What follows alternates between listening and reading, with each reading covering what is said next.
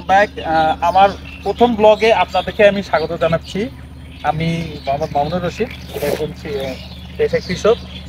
আমি আমার জমিতে এসেছি। আমি মোটামুটি 2.5 মাস আগে এই ধানগুলো লাগিয়েছিলাম।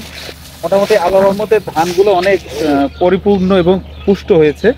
আমি আশা করতেছি এবার একটা ভালো ফলন পাবো। এবং এই ধানগুলো আমি কিভাবে যে তৈরি করেছি তার একটা সিম্পলি একটা ধারণা দেবো আপনাদেরকে।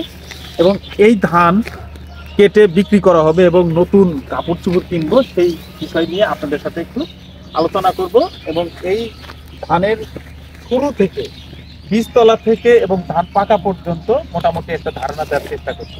আশা করি আপনারা আমার সাথে থাকবেন এবং নতুন এই ব্লগে আপনারা আমাকে সাহায্য করবেন, কীভাবে ব্লগ বানালে ভালো হবে বা উপকৃত হবে সেগুলো আপনি চেষ্টা করেছি প্রত্যেকটা শীষের।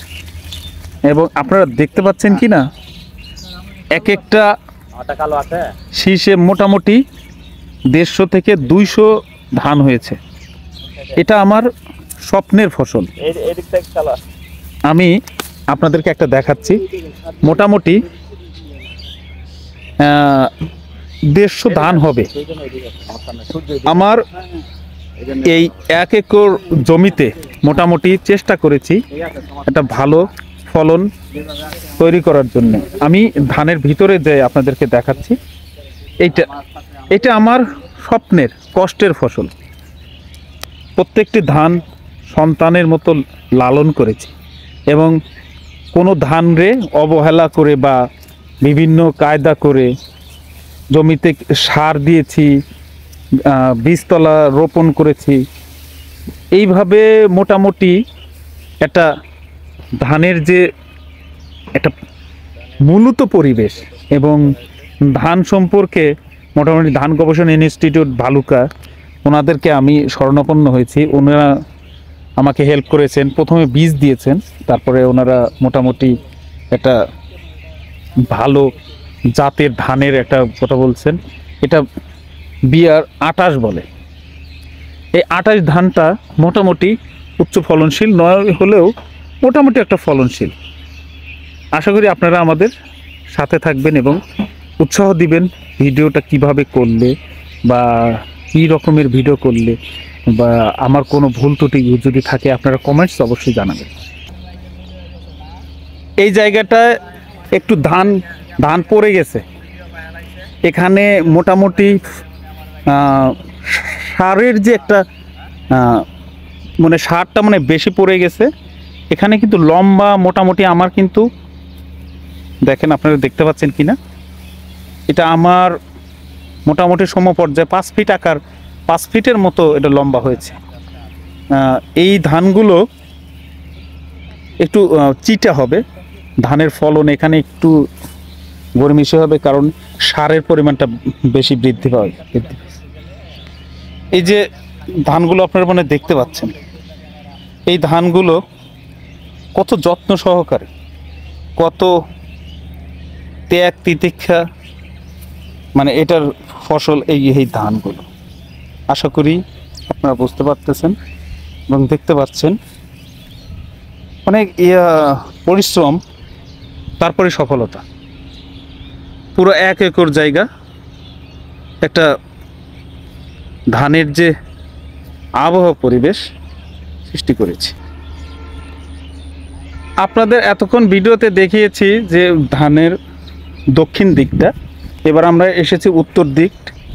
এই উত্তর দিকের ধানগুলো মোটামুটি একটু কম ফলনশীল হয়েছে, কারণ এখানে একটু ধানগুলো ফাঁক ফাঁক করে লাগানো হয়েছিল।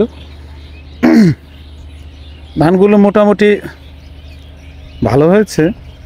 আশা করতেছি এই 1 একর জায়গায় আমরা 100 মনের কাছাকাছি একটা ধান ফলন আশা করতেছি। আপনারা আশা করি আমাদের সাথেই থাকবেন।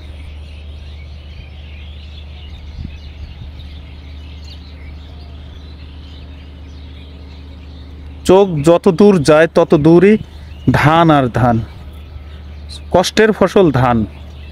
এই ধান তোলা হবে, মাড়াই করা হবে, সিদ্ধ করা হবে, মাড়াই করা হবে, নতুন ধানের পিঠা হবে, নবান্ন উৎসব হবে, সবাইকে দাওয়াত। যারা যারা কাছে বা দূরে আছেন তারা চেষ্টা করবেন আসার জন্য। নতুন ধানের পিঠার দাওয়াত, আপনাদেরকে দাওয়াত দিলাম, অবশ্যই কিন্তু আসবেন। এই ধানগুলো কষ্টের ফসল, শ্রমের মর্যাদা। দেখুন, চোখ জুড়িয়ে যাবে, ধান দেখলে চোখ জুড়িয়ে যায়, শুধু ধান আর ধান। একজন কৃষকের কষ্ট হলো তার জমিতে ভালো রকমের ধান হবে, এবং তার কষ্টটা ওখানেই সার্থক যখন সে ধানগুলো তুলবে। আজকে আপনাদেরকে আমি আমার খেতে নিয়ে এসেছি। দেখেন কত ধান, কত জাতের, কত ধান আর ধান। আশা করি আপনারা আমার জন্য দোয়া করবেন, এবং আমি যেন আরো ভালো করে চাষাবাদ করে নতুন ধান করে তুলতে পারি, সন্তানদের মুখে হাসি ফোটাতে পারি।